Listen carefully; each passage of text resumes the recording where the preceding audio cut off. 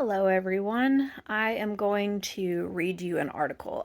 This video today that I'm posting is about Lyme disease and TBRF, and the reason I'm posting this is because I'm in the process of compiling data to write a book about psychiatric abuse and psychiatric malpractice, and this article is very relevant to that topic because it addresses a lot of psychiatric conditions that are misdiagnosed as psychiatric conditions when the underlying cause in a lot of these instances is actually a Lyme infection. So I'm going to get into this article, and I'm actually just going to read the article pretty much verbatim so that you all have a chance to hear what they have to say in this article. And this is on the IGENEX.com website. And the title of the article is Neurological and Psychiatric Issues Associated with Lyme Disease and TBRF. And I'll get into a little bit more detail as I'm reading this, specific to what TBRF is if you're not familiar with that. Chronic illness often has significant impacts on mental health, and Lyme disease is no different. With the accuracy and sensitivity of today's recommended Lyme testing still so lacking, many Lyme patients have to wait too long to get accurate diagnoses and treatment. To compound this problem, many patients with Lyme-like symptoms are not even tested for the similar but biologically distinct tick-borne relapsing fever, or TBRF. That gives infections time to spread throughout the body and cause neurological and psychiatric symptoms.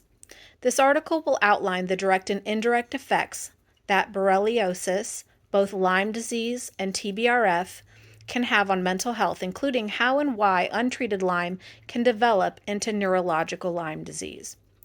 Infectious diseases and mental health. Lyme disease and TBRF are not the only infectious disease to have ties to mental illness. One of the earliest and most well-known examples of an infectious disease that causes neurological and psychiatric symptoms is syphilis. This sexually transmitted disease, which, like Lyme, is caused by a spiral-shaped bacteria and treated at early stages with antibiotics, has been called the great imitator. Also like Lyme, because its symptoms can be wide-ranging and nonspecific, especially at late stages. That includes neurological and psychiatric symptoms that become much more likely the longer the disease goes untreated. Given that ties between late-stage syphilis and mental illness have long been recognized by the medical community, it shouldn't be surprising that untreated Lyme disease poses similar risks to patients' psychological well-being.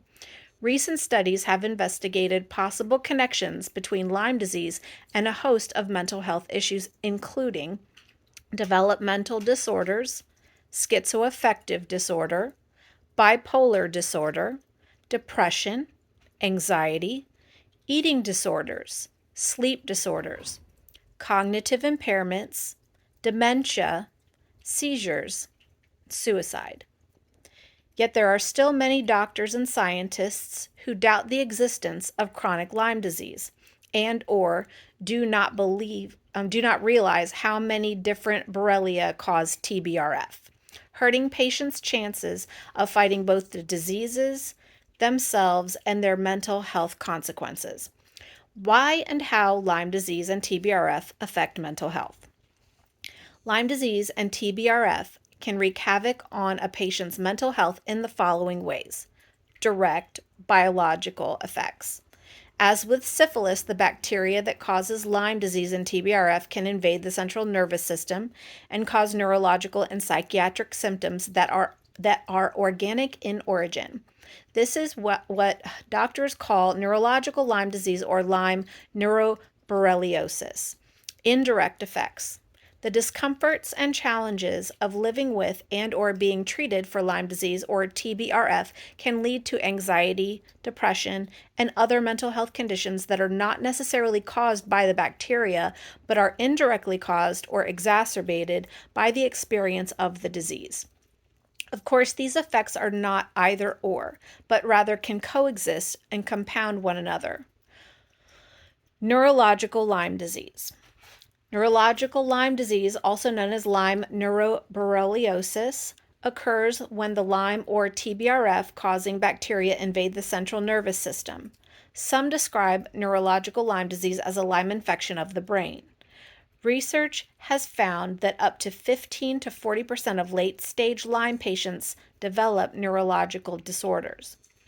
Neurological Lyme disease can often take months or years to develop if the initial infection is left untreated.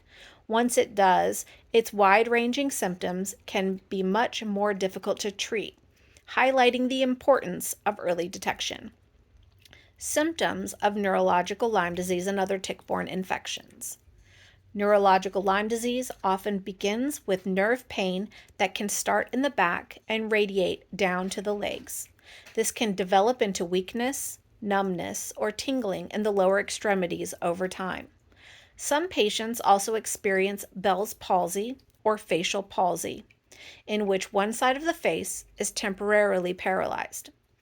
After these initial symptoms, which may or may not occur in all patients, common late-stage Lyme disease symptoms include depression, anxiety or panic attacks, sleep disorders, irritability, rage or aggression, obsessions and or compulsions, hyperactivity, attention and focus problems, antisocial behavior, hallucinations, brain fog, confusion or memory problems, executive functioning problems, disorganization, getting lost, communication problems, processing difficulties.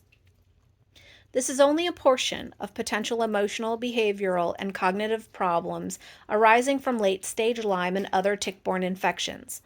ILADS notes that symptoms can range from the general, such as fatigue and headaches, to the specific and severe, such as GI or bowel problems, seizures, strokes, and even progressive dementia.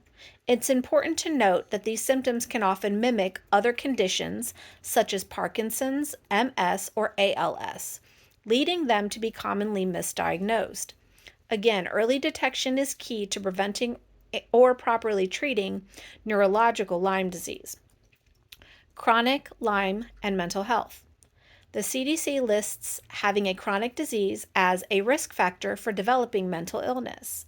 This underscores the reality that even for patients who do not develop neurological Lyme disease, the experience of Lyme disease alone can cause or exacerbate mental health problems like depression, anxiety, and others listed above.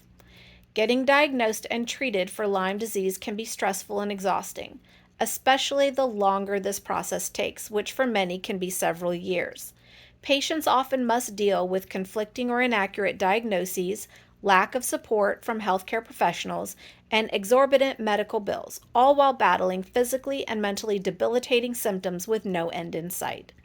This experience can lead to a drastic reduction in quality of life that creates the perfect conditions for mental illness. The role of co-infections. Ticks carry more diseases than just Lyme and TBRF, and it's not uncommon for patients to be infected with more than one type of disease-causing bacteria. Common co-infections such as babesiosis and bartonellosis can not only cause neurological and psychiatric symptoms of their own, but they can also complicate the diagnostic process, delaying proper diagnosis and treatment, all of which increase the risk of developing emotional, behavioral, or cognitive problems from the infection. Treating neurological Lyme disease. Though neurological and psychiatric symptoms can be reduced with antibiotic treatment, emotional and cognitive problems arising from late-stage or chronic Lyme often call for a broader range of interventions. This includes lifestyle changes in such areas as diet, exercise, and environment. Again, it's worth reiterating that the longer an infection goes undetected, the harder it is to treat, and the more likely it is that symptoms will require multi-pronged, multi-system interventions besides antibiotics alone. Lyme is not the only threat. As mentioned earlier in this article, there is another group of Borrelia that causes a disease that is similar to but biologically distinct from Lyme. This disease, called tick-borne relapsing fever or TBRF, is often characterized by fevers that wax and wane every few days. However, many patients never experience relapsing fevers or any fevers at all. Like those of Lyme and other tick-borne diseases, TBRF symptoms can often go undetected or be mistaken for other conditions, which can give the disease time to develop into neurological symptoms. So, as with Lyme, it is crucial to get an early and accurate diagnosis of TBRF. Be aware that TBRF will not show up on a Lyme test. The test must be designed to test for TBRF Borrelia in order to show accurate results. If symptoms are Lyme-like but test results are negative, doctors should consider the possibility of TBRF. Get tested and treated early. Studies acknowledge that up to 30% of patients go on to suffer further Lyme symptoms, including neurological and psychiatric symptoms, even after treatment, sometimes called post-treatment Lyme disease syndrome, or PTLDS.